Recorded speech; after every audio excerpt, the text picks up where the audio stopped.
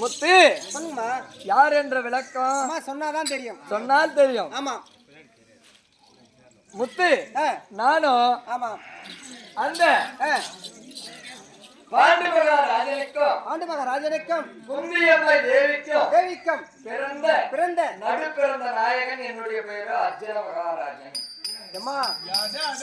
தப்பு பேசினாலும் மன்னிச்சுக்கம்மா. ஆமா எதுக்கு இந்த உருவம், எதற்காக இந்த மாறுவேடம் என்றால் ஆமா எங்களுடைய பங்காளிகளாகிய உங்களோட பங்காளிங்க ஆமா துரியோதனாதிகள் எங்களை சூதால் பகடையாடி நாடு நகர் உப்புச்சட்டி வரவோடு பண்டு பண்டாரம் அனைத்தையும் பறிகொடுத்து விட்டார்கள். பறிகொடுத்து விட்டாலும் துரியோதனன் கட்டளைப்படி கட்டளையை செயல்பட்டு காரகம் சென்று 12 ஆண்டு வனம் ஓரண்டார் வாசம் தொலைத்து வந்தால் நாடு தருவதாக கட்டளையிட்டார். அவன் கட்டளையை சிறமேற்கொண்டு கானகம் சென்று கானகத்திலே உண்ண உணவில்லாமலோ அருந்த ஜலமில்லாமலோ அவதிப்பட்டு கொண்டிருந்து எப்படியோ எங்களுடைய குலதெய்வமாக விளங்கக்கூடிய கோபால கண்ணன் அருளால் உயிர் பேசோம். கானகத்தையும் அந்த 12 ஆண்டு வனமும் ஓராண்டு அஞ்சாவது துடைத்து விட்டோம்.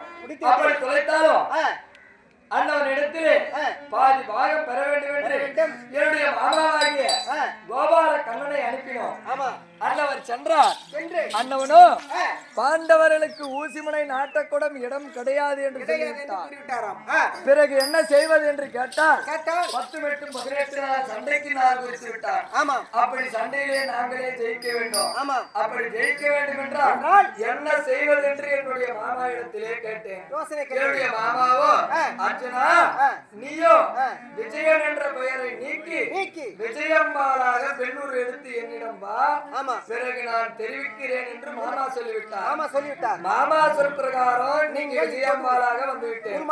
இருந்தாலும் என்று நான் எப்படி வருகிறேன்?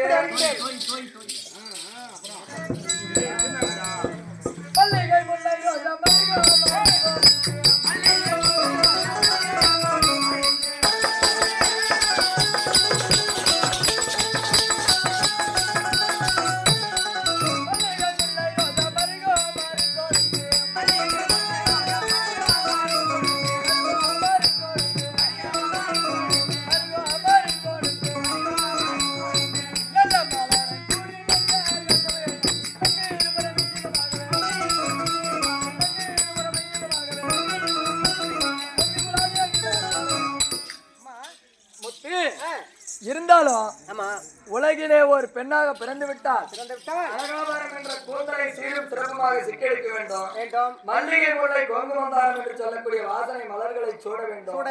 திருமணமான பெண்கள் அனைவரும் உச்சியிலே திலர்தம் என்று சொல்லக்கூடிய குங்குமத்தை வைக்க வேண்டும். வைத்து முகம் நிறைய மஞ்சளை பூசி வீதி வழியாக வரும்பொழுது அம்மன் வருவதை போல அனைவரும் கையெடுத்து கும்பிடுவார்கள். அப்படி இருக்கும். இருந்தாலும் நேரம் ஆகிவிட்டது. நான் அணிந்த காலமும் எங்கு செல்வதாக இருந்தாலும் தாதி பெண்ணுடன் தான் செல்வேன். ஆகினால் அந்த புறத்திலே என்னுடைய தாதி பெண் சுந்தரி இருக்கிறார். அண்ணவளை சீக்கிரமாக அழைத்துலாம் மாமா சென்று பார்த்து